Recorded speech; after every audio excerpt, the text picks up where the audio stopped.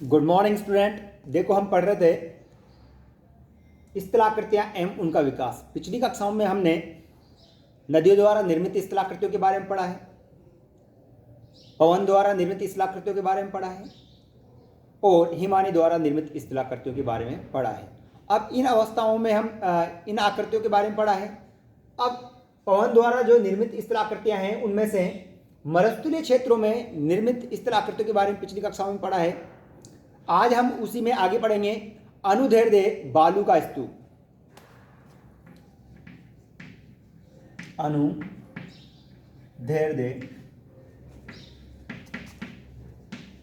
बालू का स्तूप।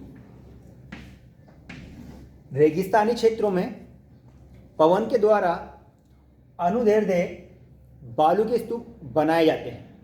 अब देखो क्या होता है इनमें, जब रेत की आपूर्ति कम हो, जब रेत की आपूर्ति कम हो तो पवनों की दिशा स्थायी रहे। जब रेत की आपूर्ति कम हो और पवनों की दिशाएं क्या रहे, स्थायी रहे, तो अनुदैर्ध्य स्तूपों का निर्माण होता है। अब पवनों की दिशा क्या रहेगी, स्थायी रहेगी, यानी कि एक ही दिशा में पवन चलती रहेगी और रेत की मात्रा कम रहेगी, तो संरचनाओं का निर्माण हो जाएगा। जिस तरह इस तरह की संरचनाओं का निर्माण हो जाएगा। पवनों की दिशाएं एक दिशा में रहेगी और रेत की आपूर्ति कम रहेगी। अगर ज़्यादा रेत की आपूर्ति रहेगी तो बरखान बनेंगे। अब ये पवनों की दिशा के समानांतर अधिक लंबी एवं कम ऊंचाई की विस्तृत कटकनुमा आकृति का निर्माण होता है। क्या होता है, एक तो लंबी और कटकनुमा। जिस तरह पवनें चलेगी, पवनों की दिशा में संरचना का निर्माण हो जाएगा और लंबी और कम ऊंचाई वाली कटकनुमा संरचना का निर्माण हो जाएगा। अब जब रेत की आपूर्ति अधिक होती है तो बालू के स्तूप एक दूसरे में विलीन हो जाते हैं। जैसे मान लो इस तरह से संरचनाएं बन गई, कटकनुमा इस तरह से संरचनाएं बन गई, लेकिन जब रेत की आपूर्ति अधिक होती तो ये आपस में मिल जाएंगे। क्या होंगे, आपस में मिल जाएंगे, तो इन्हें बोलेंगे अनुदैर्ध्य बालू का स्तूप। अब देखो इसके बाद में है लोएस। क्या है इसके बाद में, लोएस। ये भी पवनों द्वारा निर्मित स्थलाकृतियां होती हैं। अब लोएस क्या होते हैं, मरुस्थलीय क्षेत्रों में दूर से पवन द्वारा उड़ाकर लाए गए महीन कणों। अब रेत, जैसे रेत है, रेत के भी अलग अलग कण होते हैं, एक तो मोटे कण और एक बारीक यानी महीन कण। अब लंबी दूरी से अगर जो हवा चलेगी या पवन चलेगी, पवन जो कण उड़ा के लाएगी तो लंबी दूरी तक जो महीन कण है वो जाएंगे। तो महीन कणों के वृहद निक्षेप, जैसे मानो लंबी दूरी से जो कण उड़ा कर लाए जाते हैं बारीक वाले यानी महीन वाले, उन कणों का जो निक्षेप होता है, जहाँ जाकर वो कण जमा होते हैं, उन कणों को या उन निक्षेप को हम लोएस कहेंगे। क्या कहेंगे, लोएस।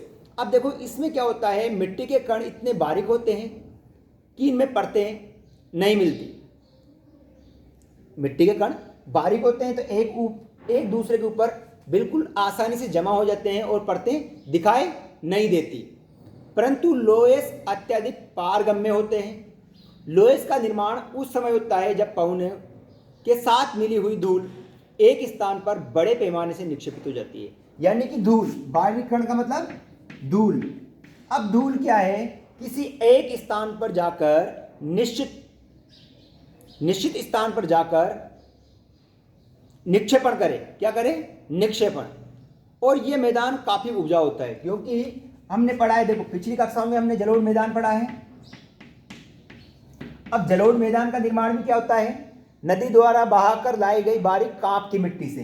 तो इसी तरह जो रेगिस्तानी क्षेत्र होते हैं, रेगिस्तानी क्षेत्र में जो बारीक धूल कण एक स्थान से उड़कर किसी दूसरे स्थान पर जाकर निक्षेपित होते हैं, और जिस जगह पर जाकर वो निक्षेपित होते हैं वहां पर लोएस मैदान बन जाते हैं। क्या बन जाते हैं, लोएस मैदान। अब धूल के कण लंबी दूरी से उड़कर आएंगे, किसी स्थान पर जाकर जमा होंगे, तो ये क्या रहेंगे, काफी उपजाऊ रहेंगे। क्या रहेंगे, काफी उपजाऊ रहेंगे और इस क्षेत्रों पर खेती की जाती है। क्या की जाती है, खेती की जाती है। अब देखो चीन, इसका उदाहरण है। चीन के लोएस मैदान का निर्माण किससे हुआ है? जो गोबी का मरुस्थल है, चाइना में जो विशाल गोबी का मरुस्थल है, इस मरुस्थल से हवा बारीक या बिल्कुल महीन धूल कण उड़ाकर लाती है और उन धूल कणों का जो जमा हुआ है उससे चीन में लोयस का मैदान का निर्माण हुआ है। और जो लोयस की मिट्टी होती है, देखो सीधी सी बात है कि रेगिस्तान की क्षेत्र की जो रहेगी मिट्टी कैसी रहेगी? पीली रहेगी। कैसी रहेगी? पीली।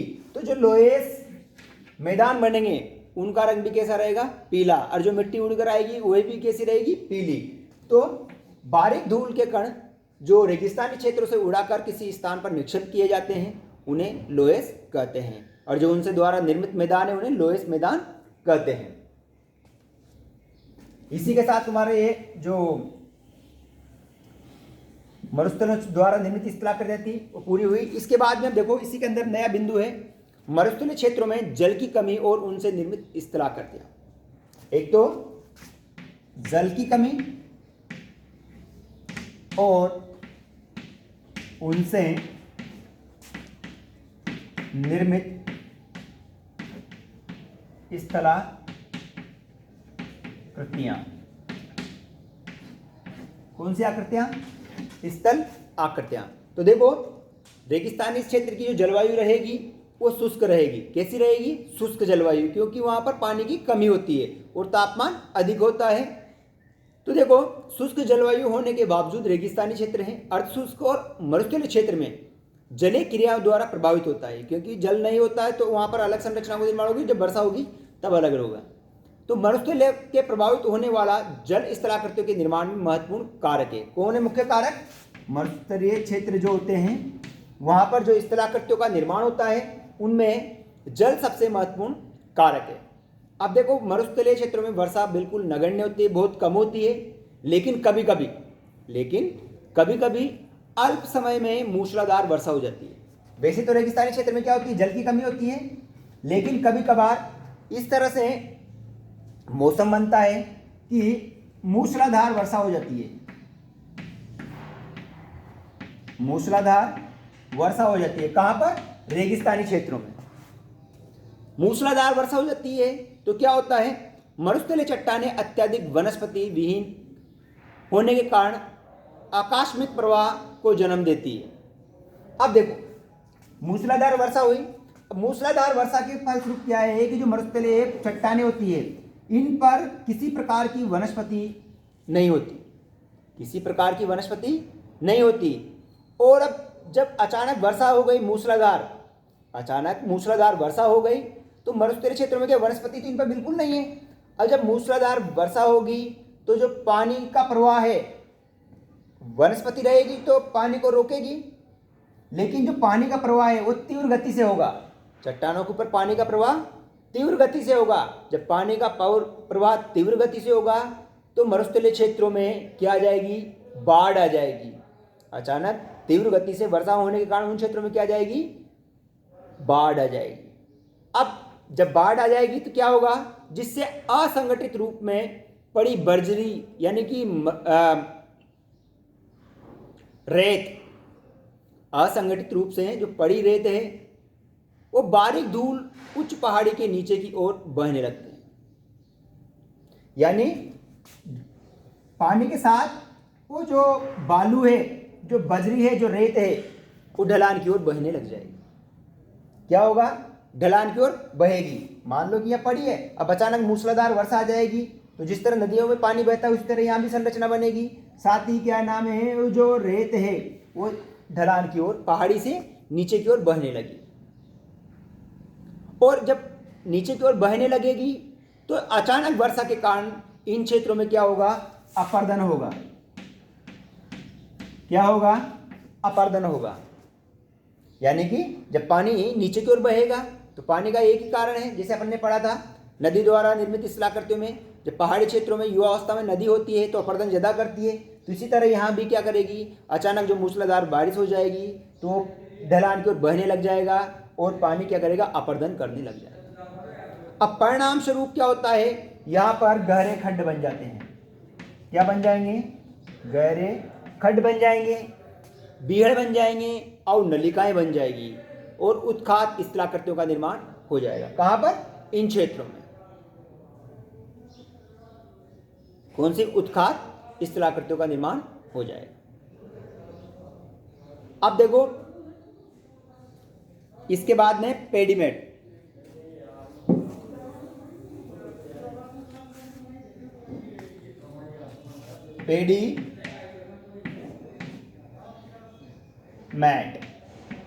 पेडीमेट क्या होता है? जो पर्वतीय क्षेत्र होते हैं, इन पर्वतीय क्षेत्रों में जो नीचे का जो पर्वतीय पाद क्षेत्र यानी इनका निचला क्षेत्र है, इन क्षेत्रों में मलबे अधिक मंद ढाल वाली चट्टानी तल को पेडीमेंट कहते हैं। यानी कि पर्वतीय पाद पर मलबा रहित या मलबा जमता नहीं है, मलबा रहित या अथवा मलबे सहित मंद ढाल, ऊपर से बहकर आया या जमा हो गया, तो मलबा रहित या मलबा सहित मंद ढाल चट्टानी तल को क्या बोलेंगे? पेडीमेंट बोलेंगे। अब यह पर्वतीय अग्रभाग या वजादा के मध्य स्थित अपर्दित मैदान होते हैं। पेडीमेंट का निर्माण पर्वतीय अग्रभाग या नदी की क्षैतिज अपर्दन व सतही बाढ़ के संयुक्त प्रभाव के कारण होता है। तो ये क्या कहलाएगा? पेडीमेंट। यानी कि यहां से अपर्दित करके जो निक्षेपण यहां हुआ, या तो मलबा सहित या मलबा रहित, इन संरचनाओं को क्या बोलेंगे? पेडीमेंट कहा जाता है। इसी के साथ ये बिंदु था, ये समाप्त हुआ। अगली कक्षा में इसके आगे बढ़ेंगे। धन्यवाद।